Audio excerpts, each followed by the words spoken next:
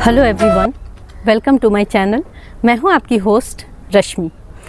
आज मेरे सामने जो आप ये प्लांट देख रहे हैं मोगरे का, इसी के बारे में आप लोगों को बताऊंगी कि कैसे इसमें सैकड़ों की तादाद में फ्लावर लगे हुए हैं। वो कौन से काम मैंने किए हैं जिसकी वजह से इसमें इतनी अच्छी फ्लावरिंग हो रही है। तो चलिए चलते हैं हमारी वीडियो में। कुछ दिनों से, तकरीबन 10 दिन से मेरे मोगरे का जो प्लांट है, मैं जितनी बार आती हूँ ऊपर छत पे, मैं इसे देख के हैरान रह जाती हूँ, क्योंकि इसमें सैकड़ों की ही तादाद में हर दिन फ्लावर होते हैं। अगर आप इसे गिनना शुरू करें तो ये अंदर अंदर घुसे हुए हैं, मेरे स्किनों के प्लांट पे चढ़े हुए हैं और इतनी बढ़िया इसमें फ्लावरिंग हो रही है। और ये सब नतीजा है आपके ऑर्गेनिक तरीके से टाइम पे खाद देने का, टाइम पे उसकी रूट प्रूनिंग करने का और टाइम पे उसकी स्टेम प्रूनिंग करने का। तो देखें मैंने कौन से काम किए हैं जिसकी वजह से अभी मुझे ये रिज़ल्ट मिल रहा है, वो आज हम देखेंगे। और ये अभी से स्टार्ट हुआ है, फरवरी से फ्लावरिंग करना, और ये अगर आपने सही ढंग से केयर किया तो ये करीब अक्टूबर तक इसी तरह से फ्लावरिंग करेंगे। जब ये सारे फ्लावर ख़त्म हो जाएंगे तो 15 दिन का रेस्टिंग पीरियड आता है। आज आप लोगों को एक टिप्स देना चाहूँगी, जब उसका रेस्टिंग पीरियड आता है तभी आप उसमें खाद देंगे। आज मैं आप लोगों को खाद दिखाऊंगी कि कौन से खाद डालने हैं, लेकिन जब इस तरह से भर के फ्लावरिंग होती रहे तब आपको खाद नहीं डालना है प्लांट में। प्लांट क्या करता है, जल्दी जल्दी अपना जो साइकिल है पूरा करके और फ्लावरिंग करना बंद कर देता है। तो आपको इस बात का ध्यान रखना है। और देखें, पहले पॉट साइज़ दिखाती हूँ, जो आप लोगों की पहली डिमांड होती है कि पॉट साइज़ ज़रूर दिखाएं। ये देखें, यहाँ पे इसका तकरीबन 12 इंच का पॉट साइज है। आप देख के आपको हैरानी होगी कि बहुत बड़ा प्लांटर नहीं है और प्लास्टिक का पॉट है। प्लास्टिक के पॉट में अगर आप मिट्टी के पॉट में डालेंगे तो और भी बढ़िया रिजल्ट होगा। और मिट्टी को देखें, हमेशा जब इस तरह से फ्लावरिंग हो तो आपकी मिट्टी हमेशा इस तरह से मॉइस्ट होनी चाहिए। अगर ये सूख गई तो आपके जो फ्लावरिंग पे बहुत असर पड़ता है और उसका जो साइकिल होता है फ्लावरिंग करने का वो डिस्टर्ब हो जाता है। क्योंकि गर्मी में अब धूप तेज होने लगी है तो बहुत ज़्यादा गीला और बहुत ज़्यादा सूखा आपको नहीं रखना है। इन्हीं सब छोटे छोटे कारणों से जो ये फ्लावरिंग है वो प्रभावित होती है। और उससे अगर देखें, इस बार आपने नोटिस किया होगा जो स्पेंट फ्लावर हैं उन्हें मैंने नहीं हटाया है, क्योंकि इतनी ज़्यादा फ्लावरिंग होती है कि हर दिन इनको हटा पाना मुश्किल होता है। तो इसको इसी तरह रहने देना है। और कलियाँ इतनी भरपूर मात्रा में हैं कि हर दिन, अब देखें आपको एक सिंपल सा उदाहरण देती हूँ। देखें यहाँ पे ये 2 बंच आप कलियों का देख रहे होंगे, इसमें एक ही बंच में, इस तरह तो मैंने कभी नहीं देखा था, एक बंच में 3-3 कलियाँ होती थी, लेकिन इसमें तकरीबन 7 कली है। इसमें देखें 5 बनी हुई हैं। अगर मैं आप लोगों को ये देखें इस तरह से दिखा पाऊँ, ये इस तरह से, मतलब कलियों की संख्या भी बढ़ गई है। तो इसका सीधा सीधा इम्पैक्ट आप कौन सी खाद इस्तेमाल करते हैं वो सबसे मेन चीज़ है। और गुलाब की तरह ही ये हाई फीडर प्लांट हैं। हाई फीडर का मतलब है इनको जितनी भी चीज़ें हैं, जितने भी मिनरल्स हैं, सब चाहिए होते हैं। कुछ फ्लावरिंग प्लांट ऐसे होते हैं हमारे जो जस्ट आप 1-2 मुट्ठी बर्मी कंपोस्ट डाल दीजिए, उसमें बहुत बढ़िया चलते हैं। लेकिन ये प्लांट ऐसा है जिसमें आपको हर तरह के मिनरल्स का, हर तरह के न्यूट्रिएंट का आपको ख्याल रखना होगा।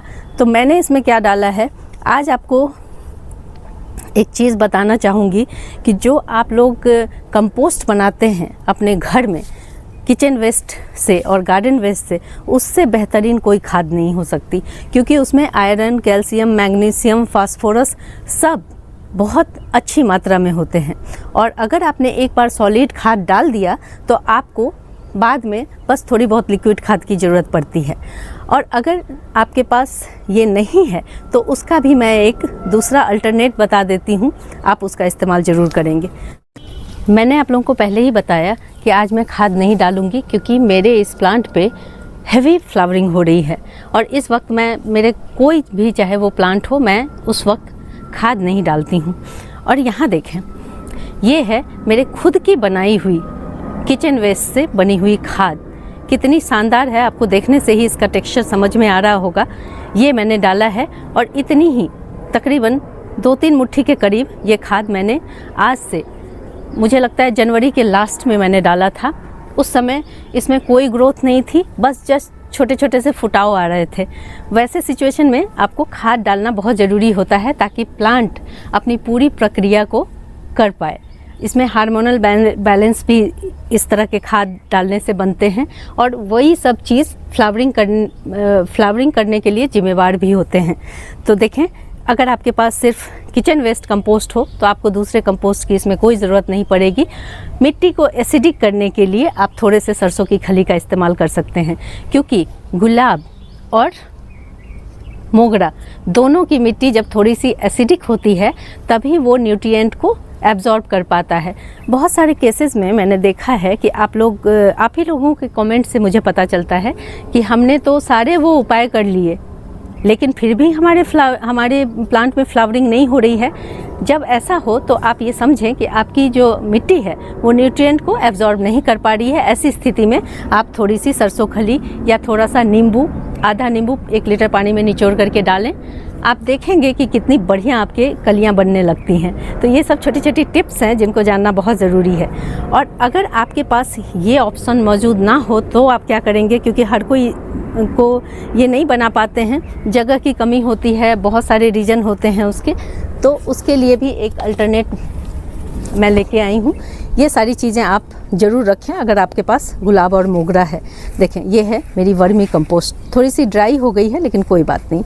और ये है 1 चम्मच बोन मील अगर स्टीम्ड हो तो बहुत अच्छा है, नहीं तो आप लोगों को जो भी मील अवेलेबल हो वो ज़रूर रखें अपने पास।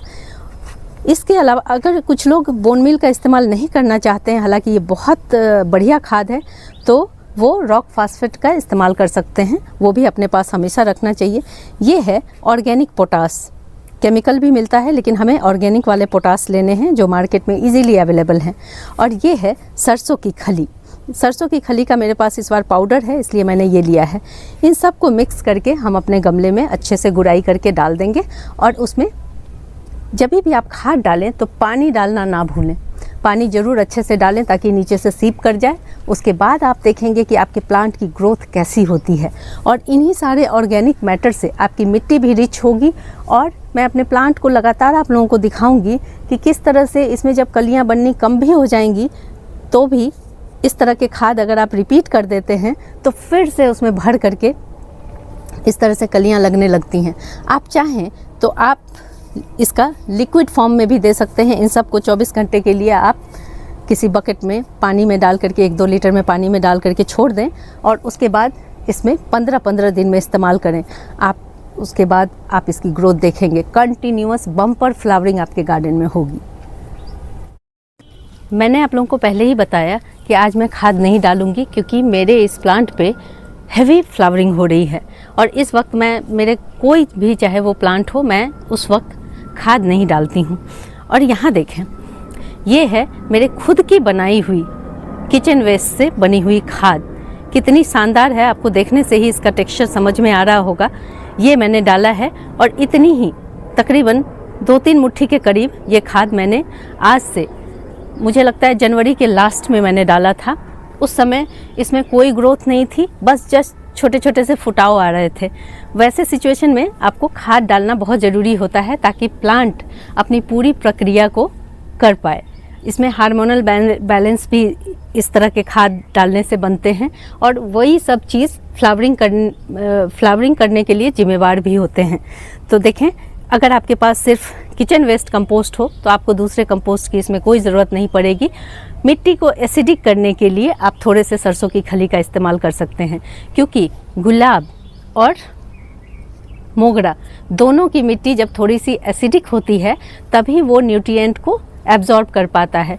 बहुत सारे केसेस में मैंने देखा है कि आप ही लोगों के कमेंट से मुझे पता चलता है कि हमने तो सारे वो उपाय कर लिए लेकिन फिर भी हमारे प्लांट में फ्लावरिंग नहीं हो रही है। जब ऐसा हो तो आप ये समझें कि आपकी जो मिट्टी है वो न्यूट्रिएंट को एब्जॉर्ब नहीं कर पा रही है। ऐसी स्थिति में आप थोड़ी सी सरसों खली या थोड़ा सा नींबू आधा नींबू 1 लीटर पानी में निचोड़ करके डालें। आप देखेंगे कि कितनी बढ़िया आपके कलियां बनने लगती हैं। तो ये सब छोटी छोटी टिप्स हैं जिनको जानना बहुत ज़रूरी है। और अगर आपके पास ये ऑप्शन मौजूद ना हो तो आप क्या करेंगे, क्योंकि हर कोई को ये नहीं बना पाते हैं, जगह की कमी होती है, बहुत सारे रीजन होते हैं उसके, तो उसके लिए भी एक अल्टरनेट मैं लेके आई हूँ। ये सारी चीज़ें आप ज़रूर रखें अगर आपके पास गुलाब और मोगरा है। देखें, ये है मेरी वर्मी कंपोस्ट, थोड़ी सी ड्राई हो गई है लेकिन कोई बात नहीं। और ये है 1 चम्मच बोन मील। बोन मील अगर स्टीम्ड हो तो बहुत अच्छा है, नहीं तो आप लोगों को जो भी मील अवेलेबल हो वो ज़रूर रखें अपने पास। इसके अलावा अगर कुछ लोग बोन मील का इस्तेमाल नहीं करना चाहते हैं, हालांकि ये बहुत बढ़िया खाद है, तो वो रॉक फास्फेट का इस्तेमाल कर सकते हैं, वो भी अपने पास हमेशा रखना चाहिए। ये है ऑर्गेनिक पोटास, केमिकल भी मिलता है लेकिन हमें ऑर्गेनिक वाले पोटास लेने हैं जो मार्केट में इजीली अवेलेबल हैं। और ये है सरसों की खली। सरसों की खली का मेरे पास इस बार पाउडर है, इसलिए मैंने ये लिया है। इन सब को मिक्स करके हम अपने गमले में अच्छे से गुड़ाई करके डाल देंगे।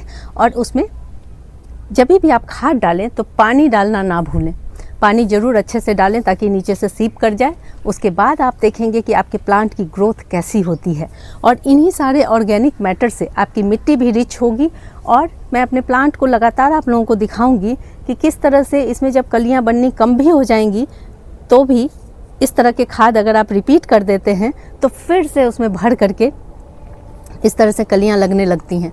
आप चाहें तो आप इसका लिक्विड फॉर्म में भी दे सकते हैं। इन सब को 24 घंटे के लिए आप किसी बकेट में पानी में डाल करके 1-2 लीटर में पानी में डाल करके छोड़ दें और उसके बाद इसमें 15-15 दिन में इस्तेमाल करें। आप उसके बाद आप इसकी ग्रोथ देखेंगे, कंटिन्यूअस बम्पर फ्लावरिंग आपके गार्डन में होगी।